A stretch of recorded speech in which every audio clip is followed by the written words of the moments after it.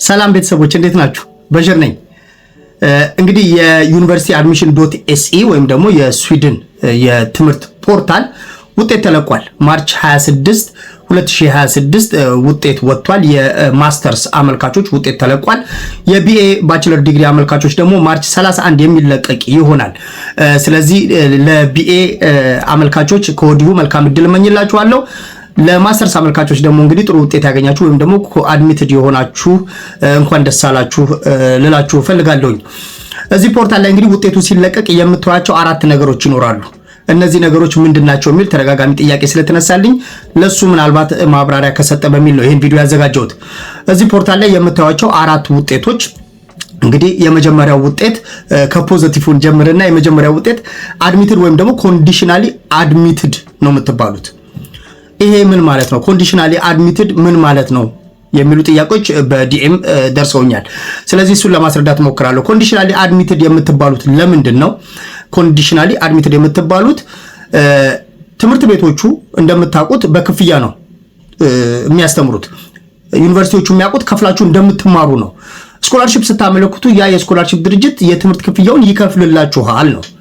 ስቲል ግን እስካልተከፈላቸው ድረስ ወይ በእናንተ ወይ ደግሞ በስኮላርሺፕ ድርጅቱ እስካልተከፈላቸው ድረስ ዩኒቨርሲቲው የሚያውቀው ምንድነው ከፍላችሁ እንደምትማሩ ነው። ስለዚህ ያ ክፍያ ስላልተከፈለው ነው ኮንዲሽናሊ አድሚትድ የሚላችሁ። አንለስ ሌላ ተጨማሪ ማብራሪያ ተሰጥቶ ያላሟላችሁ ዶክመንት ያላስገባችሁት ምናምን ካላለ በስተቀር ማለት ነው። ስለዚህ ኮንዲሽናሊ አድሚትድ የሆናችሁ ሰዎች አድሚትድ እንደሆናችሁ እንድታውቁ ፈልጋለሁኝ። በዚህ አጋጣሚ ሁላችሁንም ኮንግራቹሌሽንስ ማለት እፈልጋለሁኝ። ስለዚህ ኮንዲሽናሊ ያለበት ምክንያት ይሄ እንደሆነ እንድትረዱት እፈልጋለሁ። ይሄ the best outcome ነው ማለት ነው። ሁለተኛው አውትካም የምታዩት ምንድነው? ሪዘርቭ ወይም ዌቲንግ ሊስት ላይ ያስቀምጣችኋል። ያ ማለትም ማለት ነው አድሚትድ አልሆናችሁም፣ ነገር ግን ተጠባባቂ ናችሁ ማለት ነው። ይሄ ደግሞ ምን ያህል ቻንስ አለው የሚል ጥያቄዎችም ተነስተውልኛል። እንግዲህ ይሄ እንደ ሪዘርቭ ነምበሩ ይወሰናል። ለምሳሌ የሪዘርቭ ነምበሩ በጣም ትልቅ ከሆነ ያ ሁሉ ተማሪ ይቀድማችኋል ማለት ነው ቢለቀቅ እንኳን ቦታው። ስለዚህ ትንሽ ሪያሊስቲክ ላይሆን ይችላል። ነገር ግን አነስ ያለ ቁጥር ከ10 በታች በተለይ ያለ ቁጥር ካገኛችሁ ያ ማለት እነዚህ ሰዎች ዲክላይን ካደረጉ ያው ትገባላችሁ የሚል ተስፋ አለው ማለት ነው። ስለዚህ ይሄ ተስፋ ይኖረዋል ማለት ነው። ዞሮ ዞሮ ዌቲንግ ሊስት ማለት ባጭሩ ይሄ ነው። ሶስተኛው አውትካም ምንድነው? ኖት አድሚትድ ነው። በቃ ይሄንን እንትን አላገኛችሁትም፣ ዩኒቨርሲቲው አልተቀበላችሁም ነው ባጭሩ። ይሄ ማለት ነው ወይ አላሟላችሁም ወይ ብዙ ነገር። በእርግጥ ካላሟላችሁ ቀድሞ አንኳሊፋይድ ናችሁ ይላችኋል ቀድሞ።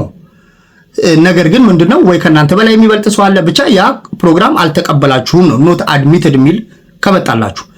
የመጨረሻው አራተኛው ምንድነው? ዲሊትድ ፕላስ ከታች ሪአፕላይ የሚል ነገር ብዙዎቻችሁ እንደመጣላችሁ ነግራችሁኛል። ስለዚህ ይሄ ማለት ምን ማለት ነው?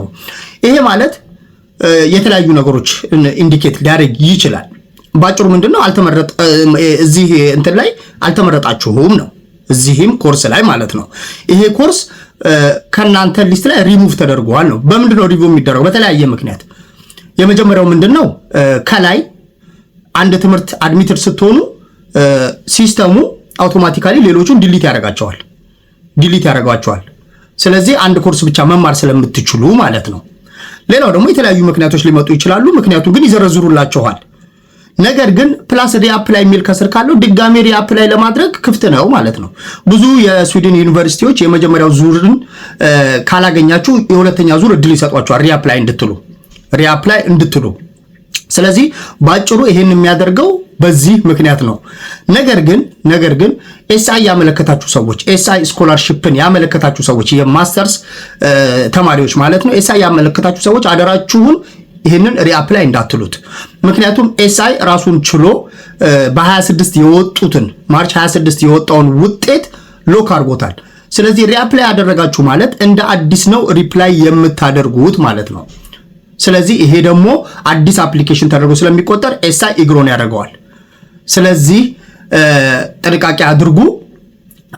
አንለስ ሁሉንም ነገር አታችሁ ሌላ ስኮላርሺፕ እንሞክራለን ካላችሁ ሪአፕላይ የማድረግ እንትኑ አላችሁ። ነገር ግን አድሚትድ የሆናችሁበት ኮርስ ካለ ዲሊትድ የሆነውን ኮርስ ሪአፕላይ ማድረጉ አስፈላጊ ነው ብዬ አላስብም። ስለዚህ አራቱ ውጤቶች ይህንን ይመስላሉ።